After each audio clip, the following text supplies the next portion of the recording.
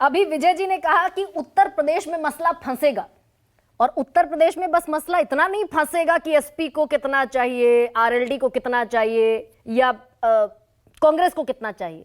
एक और अलाय है बीएसपी, जो गठबंधन में नहीं है लेकिन जिस पर सिर फुटअव्वल कमाल की है।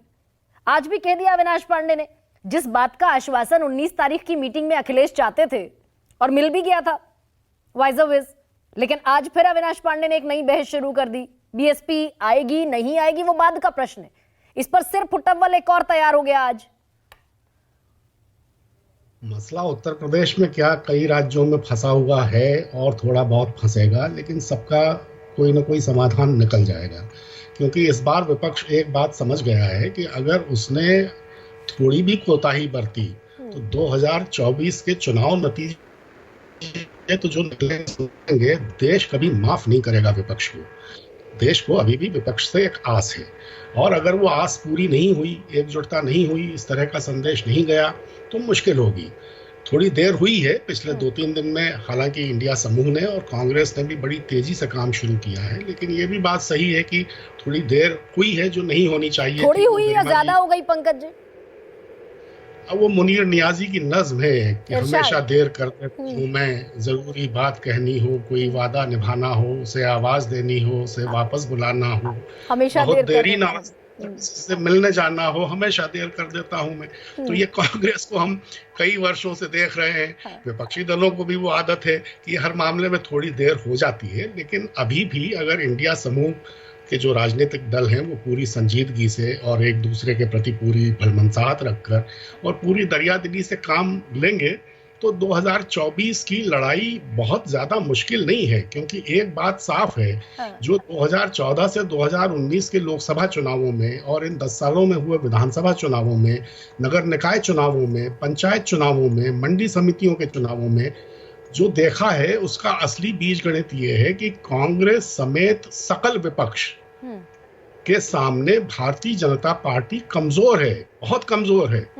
यूनाइटेड विपक्ष के सामने देखिए, मैं तो कह रहा हूं ना, आंकड़े बताते हैं कट्टर हिंदुत्व की जिस राजनीति के भरोसे नरेंद्र भाई ने अपने को स्वयंभू हिंदू हृदय सम्राट घोषित कर रखा है, वो भी पूरी तरह खोखली है।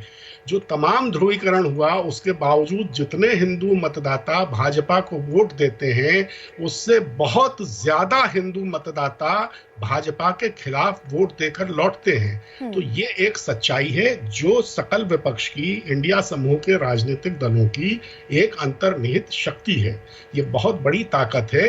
इस पर अगर ठीक से काम होगा तो 2024 के नतीजे बहुत अच्छे निकलेंगे। 12 नहीं, लेकिन पंकज जी, आप अभी भी एक मुनीर नियाजी की नज्म आप सुना रहे हैं, हमेशा देर कर देता हूं मैं, और फिर इतने ऑप्टिमिस्टिक भी हैं, तो ये बड़ा कॉन्ट्राडिक्टरी लगता है क्या? और मैं तो ये समझना चाहती हूं आपसे कि यूनाइटेड विपक्ष अगर सीट शेयरिंग के इस मुद्दे को सुलझा लेता है तो 37% का वोट शेयर तो इधर, 10 पार्टियां तो वो भी है ना जो ना इंडिया में है ना एनडीए में है, तो इधर कितने फीसदी का वोट शेयर? देखिए, ये जो 10 पार्टियां जो ना अभी इधर हैं ना उधर हैं, ये जैसे जैसे समय नजदीक आएगा और आचार संहिता चुनावों की लग जाएगी, उसके बाद आप देखेंगे कि इंडिया समूह जो है एक और नई शक्ल ले रहा है। आज आप देखिए कि जो 28 राजनीतिक दल हैं इंडिया समूह के, उनमें से 12 का लोकसभा में एक भी सदस्य नहीं है। फिर भी उसके पास 142 लोकसभा सांसद हैं, राज्यसभा के 98 सांसद अलग हैं। देश भर में इंडिया समूह के राजनीतिक दलों के 1637 विधायक हैं। विधान परिषदों में 120 सदस्य हैं।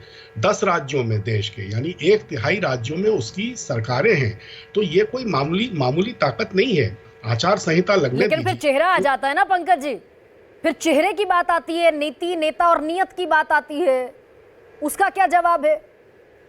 पॉपुलैरिटी इंडेक्स तो कहता है कि नरेंद्र मोदी सबसे पॉपुलर फेस है प्रधानमंत्री पद के लिए। पॉपुलैरिटी इंडेक्स कुछ भी कहे, असलियत ये नहीं है। रह गई बात नीति, नेता और नियत की, तो नीति है, नियत भी है।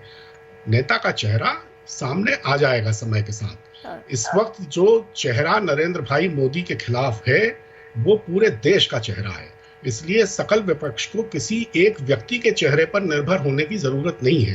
पूरा देश चाहता है कि ये 10 साल से जिस तरह की सरकार चल रही है, इससे अब मुक्ति मिले।